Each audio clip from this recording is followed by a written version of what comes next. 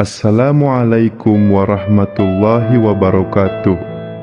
Selamat datang di channel Kekayaan Ilahi, tempat di mana hati ditenangkan, iman dikuatkan, dan amalan-amalan ringan menjadi jalan menuju ridho Allah. Di sini, kita akan membahas amalan-amalan yang diajarkan Rasulullah Shallallahu Alaihi Wasallam, doa-doa yang mustajab, dan rahasia spiritual yang bisa mengubah hidup kita. Insya Allah, bersiaplah, karena setiap video di sini bukan hanya untuk ditonton, tapi untuk diamalkan. Hai sahabat-sahabat Muslim, tahukah Anda ada amalan istimewa yang hanya Allah turunkan kepada umat Nabi Muhammad Shallallahu Alaihi Wasallam? Amalan ini tidak hanya menggugurkan dosa, tapi juga mempercepat terkabulnya doa. Setiap hurufnya bernilai pahala dan menjadi wasilah datangnya pertolongan Allah. Amalan ini belum banyak diketahui orang, dan hari ini, dengan izin Allah, kami akan bagikan versi lengkapnya untuk Anda yang siap mengamalkannya. Ada 2 surah dalam Al-Quran yang jika dibaca dengan niat dan keyakinan penuh, maka setiap hurufnya menjadi cahaya, penghapus dosa, dan pengantar doa-doa menuju langit. Surah pertama, Al-Fatihah.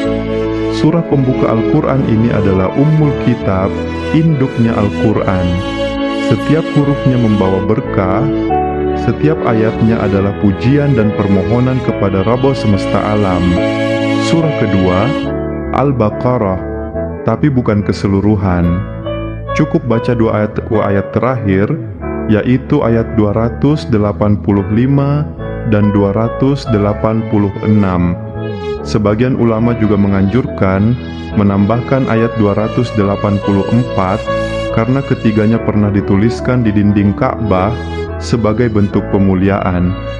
Nabi Muhammad Shallallahu Alaihi Wasallam bersabda dalam hadis sahih, siapa yang membaca 2 ayat terakhir dari surah Al-Baqarah di malam hari, maka cukuplah itu sebagai pelindung dan pengabul doa.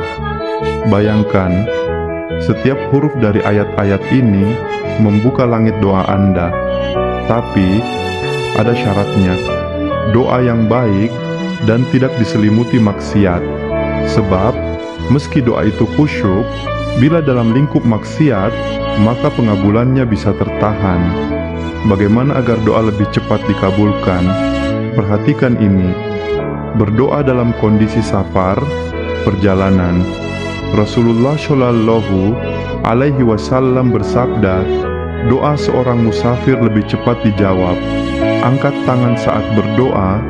Rasulullah mengajarkan, angkatlah tangan, pertemukan telapak kanan dan kiri sejajar dengan dada. Ini bentuk kerendahan hati kita di hadapan Allah. Gunakan Asmaul Husna dalam doa. Sebut nama-nama Allah yang indah, Ya Rahman, Ya Razak, Ya Fattah. Karena Allah berfirman dalam Quran Surah Al-A'raf ayat 180, dan milik Allah lah nama-nama yang indah, maka berdoalah dengan menyebut nama-nama tersebut. Lihat bagaimana Nabi Zakaria berdoa dalam kesulitan. Istrinya mandul, usianya renta, tapi beliau tetap berharap. Doanya diabadikan dalam Al-Quran Surah Ali Imran ayat 38. Ya Tuhanku, anugerahkanlah aku keturunan yang baik dari sisimu. Sesungguhnya Engkau Maha mendengar doa. Beliau tidak menyerah, karena yakin hanya Allah yang punya kuasa membalikan yang tak mungkin menjadi mungkin. Sahabatku, kalau hari ini kamu sedang punya masalah, punya harapan, atau ingin memperjuangkan sesuatu dalam hidup, jangan curhat ke sosial media. Curhatlah pada Allah.